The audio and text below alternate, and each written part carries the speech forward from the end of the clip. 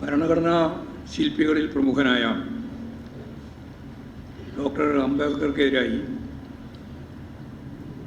അമിത്ഷാ നടത്തിയിട്ടുള്ള പരാമർശങ്ങൾ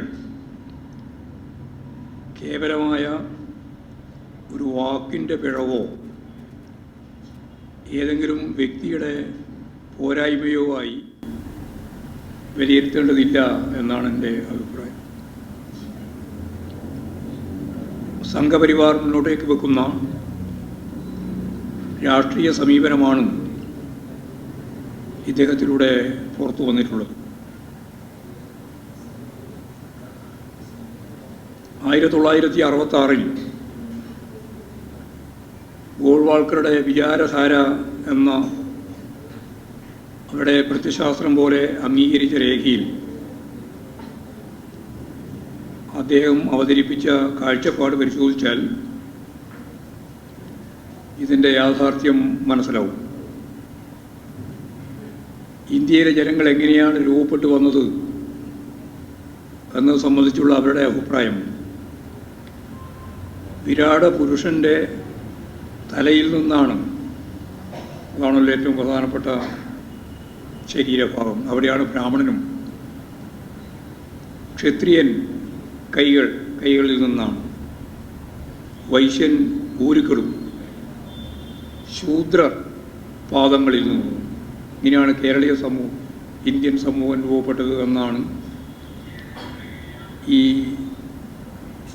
1966 ഗോൾവാൾക്കറുടെ വിചാരധാരയിലെ സാമൂഹ്യ നിർമ്മിതിയുടെ സങ്കല്പം. അപ്പോൾ ഇവിടെ ഈ ഒരു വിഭാഗത്തിലും പെടാത്ത ചണ്ടാള വിഭാഗമാണ് എന്ന് പറഞ്ഞാൽ പട്ടികജാതി, പട്ടികവർഗം, മറ്റ് പിന്നോക്ക ജനവിഭാഗം. അവർ ഈ ചാതുർവർണ്ണ്യത്തിലും ഉൾപ്പെടുന്നില്ല. അത് രൂപപ്പെട്ടത് എങ്ങനെയാണ് എന്നതിനെ സംബന്ധിച്ച് അവർക്ക് വ്യക്തതയുണ്ട്. അങ്ങനെയുള്ളവരെ യഥാർത്ഥത്തിൽ മനുഷ്യനായി പരിഗണിക്കുക എന്നതുപോലും ഇവർക്ക് ഒരു തരത്തിലും സങ്കല്പിക്കാൻ പോലും സാധിക്കുന്ന ഒന്നല്ല. അതുകൊണ്ടാണ് അംബേദ്കറെയും അവരുൾപ്പെടെ മുന്നോട്ടേക്ക് വെച്ച നിലപാടുകളെയും അതിശക്തിയായി സംഘപരിവാർ പ്രത്യശാസ്ത്രം ആക്രമിക്കുന്നത്. ഒരുതരം പരിഹാസ്യമായ നിലപാടാണ് അംബേദ്കർ ഉൾപ്പെടെയുള്ള ഈ പട്ടികജാതി, പട്ടികവർഗ, അവർണ ജനവിഭാഗങ്ങളോട് ഇവർ സ്വീകരിക്കുന്നത് എന്ന് നമുക്കറിയാം. അംബേദ്കർ ഉൾപ്പെടെ പ്രധാനപ്പെട്ട പങ്കുവഹിച്ച് രൂപപ്പെടുത്തിയ ഭരണഘടനയോട് ഇവരുടെ മാനസികാവസ്ഥ ഞാൻ നേരത്തെ പറഞ്ഞ ഒരുതരം പുച്ഛം തന്നെയാണ്. അതുകൊണ്ടാണ് ജനാധിപത്യത്തിന് അടിത്തറയായ ഭരണഘടനയ്ക്ക് പകരം മനുസ്മൃതിയെ അടിസ്ഥാനപ്പെടുത്തിയുള്ള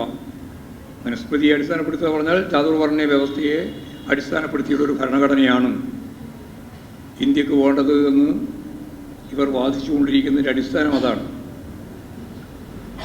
അതുകൊണ്ടാണ് കഴിഞ്ഞ പാർലമെൻറ്റ് തിരഞ്ഞെടുപ്പിൻ്റെ ഭാഗമായിട്ട് അവർ ഞങ്ങൾക്ക് 370 സീറ്റ് മുതൽ 430 സീറ്റ് വരെ ലഭിക്കും. അത് വെറുതെ ഒരു ആഗ്രഹപ്രകടനം മാത്രമായിരുന്നില്ല.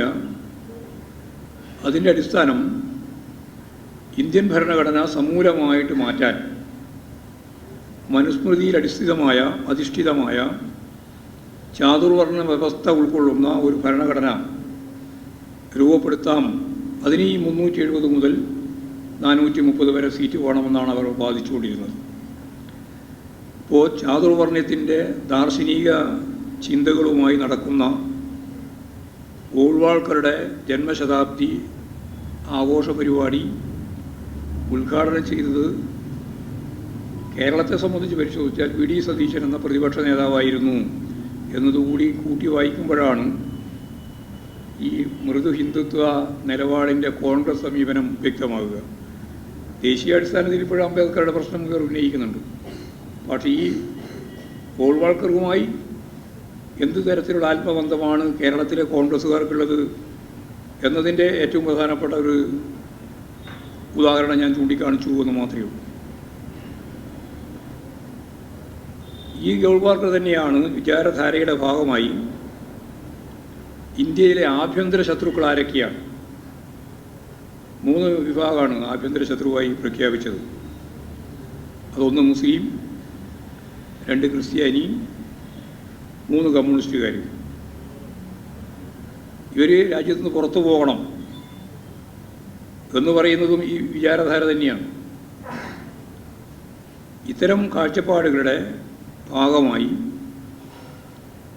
വിചാരധാരയെയും അതിൻ്റെ പ്രത്യശാസ്ത്രപരമായ ഉള്ളടക്കത്തെയും പാടി പുകഴ്ത്തുന്നവരാണ് BJPക്കാർ എന്ന് മാത്രമല്ല കേരളത്തിലെ നല്ലൊരു വിഭാഗം കോൺഗ്രസ്സുകാർ എന്നും ഈ സന്ദർഭത്തിൽ ചൂണ്ടിക്കാണിക്കാൻ ആഗ്രഹിക്കുക.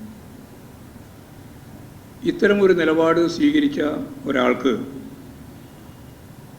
മന്ത്രിസ്ഥാനത്തിരിക്കാൻ അർഹതയില്ല എന്ന് ഞാൻ പ്രത്യേകിച്ച് പറയേണ്ടതില്ല.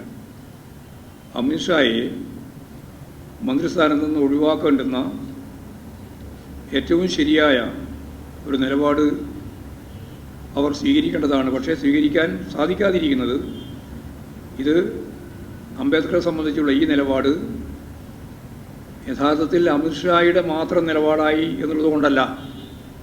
ഇവരെല്ലാം ആഗ്രഹിക്കുന്നത് ഇതേ നിലപാടിൻ്റെ ഭാഗമായിട്ടാണ് എന്നുള്ളതാണ്.